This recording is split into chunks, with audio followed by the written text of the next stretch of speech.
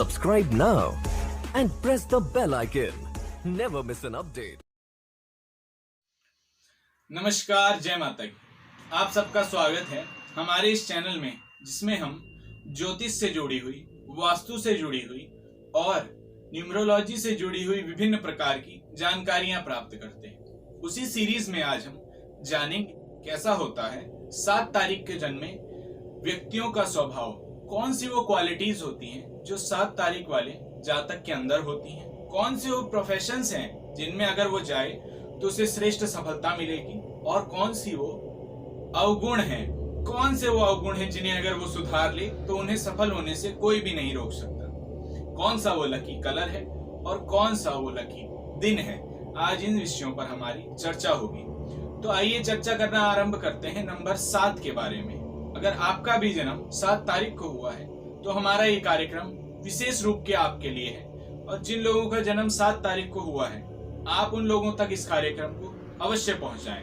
यह उनके जीवन में एक अमूल्य परिवर्तन लाने में बहुत ही लाभकारी साबित होगा। तो आइए जानना आरंभ करते हैं नंबर 7 के बारे में। नंबर 7 जिसकी लॉर्ड है केतु, केतु के अंडर आता है। केतु की ही वाइब्रेशंस को इस 7 नंबर ने अपने अंदर समाया हुआ है। 7 नंबर जो पूर्ण रूप से केतु के लॉर्डशिप के अंदर काम कर रहा है, तो कैसा होगा इसका स्वभाव। 7 तारीख को जन्मे व्यक्ति डिसिप्लिन्ड होते हैं, इंटेलिजेंट होते हैं। ऐसे व्यक्ति अगर आप इनसे मिलेंगे तो ये ज्यादा बात आपसे बेशक ना करें, लेकिन इन लोगों के पास ज्ञान पूर्ण होता है, लॉजिक्स बेस्ड होते हैं। अगर आप इन्हें किसी भी सेक्टर के बारे में बताएंगे और आप थोड़े दिनों बाद अगर उनसे मिलेंगे तो इनके पास आपसे ज्यादा नॉलेज होगी उस सेक्टर के बारे में। बहुत डीप इंट्यूटिव नॉलेज इन्हें रखना पसंद होता है। जैसा कहा गया है कि knowing someone's name and knowing about something both are different thing. तो इनका जो क्राइटेरिया होता है, ये उस चीज के बारे में पूर्ण रूप से जानते हैं। ऐसा नहीं है कि इन्होंने ऊपर की एक परत देखी और फिर इसे छोड़ दिया। बहुत डीप नॉलेज होती है इनके पास उस सेक्टर की, 7 तारीख को जन्मे व्यक्तियों के पास। और इनको एक जो इनके अंदर बहुत अच्छी खूबी मैंने देखी है, ऐसे लोगों को इंट्यूशंस बहुत जल्दी प्राप्त हो जाती हैं, अर्थात ऐसे लोगों को चीजों का पूर्वाभास होने लग जाता है। अगर इनके जीवन में कोई घटना घटने लगेगी, या तो इन्हें स्वप्न के माध्यम से या इन्हें पहले ही उस चीज का पता लग जाता है। तो ये थी उनकी कुछ क्वालिटीज। तो आइए इनके कुछ अवगुणों के बारे में भी जान लेते हैं कि कौन से वो अवगुण हैं जो इनके जीवन में होते हैं। 7 तारीख को जन्मे व्यक्ति, आपने जैसा जाना कि 7 तारीख को जन्मा व्यक्ति जो होता है, बेशक वो धार्मिक ना हो लेकिन आध्यात्मिक होगा। अगर आप उससे पुराणों की बातें करेंगे तो उसके पास आपसे ज्यादा तर्क होंगे आपको बताने के लिए। कई बार ऐसे लोग सुनते भी रहते हैं चीजों को और सही वक्त आने पर उसका जवाब देते हैं। तो कई बार जो आपकी तार्किक बुद्धि है, जो आप लॉजिकल ले जाते हैं चीजों को, वो कहीं ना कहीं आपको जीवन में परेशान करेगा, क्योंकि हर चीज के पीछे का लॉजिक ढूंढना हर स्थिति में सही नहीं होता है। और दूसरा जो अवगुण होता है वो ये होता है कि ऐसे लोग बहुत डेस्परेट होते हैं चीजों को लेकर के, अर्थात इम्पेशेंस होते हैं। ऐसे लोगों में पेशेंस की बहुत कमी होती है। अगर इन्हें जो चीज चाहिए वो तुरंत ही इनके पास नहीं पहुंची तो ये आपसे गुस्सा हो जाएंगे उस चीज को लेकर के। तो ये छोटे छोटे से अवगुण हैं जिन्हें बहुत इजीली ये लोग सुधार लेंगे। ऐसी मेरी आशा है कि 7 नंबर वाला व्यक्ति इन अवगुणों को अवश्य ही सुधारेगा। तो जैसा आपको पता ही है कि क्वालिटी के साथ डिसक्वालिटीज भी आती ही है।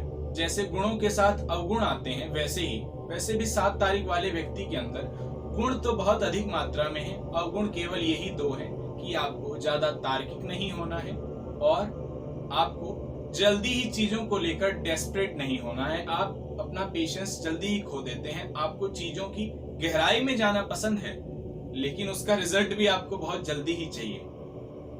तो आज हमने जाना 7 तारीख वाले व्यक्ति के बारे में, उनकी क्वालिटीज के बारे में और उनके अवगुणों के बारे में। अब हम जान लेते हैं कि कौन से प्रोफेशंस 7 तारीख वाले व्यक्ति के लिए बेस्ट हैं। जैसा मैंने आपको इनकी क्वालिटीज बताई कि ये बहुत डीप इंट्यूटिव होते हैं, किसी भी चीज पर बहुत डीप रिसर्च करना पसंद करते हैं। तो ऐसे लोग बहुत अच्छे साइंटिस्ट हो सकते हैं। ऐसे लोग किसी भी चीज पर रिसर्च करते हैं, तो अगर आप इन्हें साइंटिस्ट के सेक्टर में भेजें तो इन्हें बहुत लाभ मिलेगा। ऐसे लोग बहुत अच्छे राइटिंग स्किल्स होते हैं ऐसे व्यक्तियों के पास, लिटरेचर के सेक्टर में भी इन्हें बहुत फायदा हो सकता है अगर ये स्क्रिप्ट राइटिंग करें, क्योंकि इनके लॉर्ड हैं केतु। केतु इन्हें अध्यात्म का ज्ञान देते हैं, जो ज्ञान आपको दुनिया में नहीं मिलेगा वो ज्ञान आपको इनके पास मिल जाएगा। तो अगर ये अपनी इमेजिनेशन का फायदा उठाकर राइटिंग स्किल्स को डेवलप करें तो ये डायरेक्शन की सेक्टर में बहुत ही अधिक फायदा प्राप्त कर सकते हैं। अगर आप मिस्टिकल साइंस में भी जाना पसंद करते हैं, जैसे एस्ट्रोलॉजी हो गई, योग हो गया, अगर आप इन क्षेत्रों में भी जाते हैं तो भी आपको बहुत फायदा मिलेगा, क्योंकि आप अध्यात्म से जुड़े हुए व्यक्ति हैं। आप इन चीजों को बहुत ही आसानी से समझ सकते हैं। तो ये थे कुछ श्रेष्ठ प्रोफेशंस जिन्हें अगर 7 तारीख वाला व्यक्ति चूज करता है तो उसे श्रेष्ठ लाभ मिलेगा।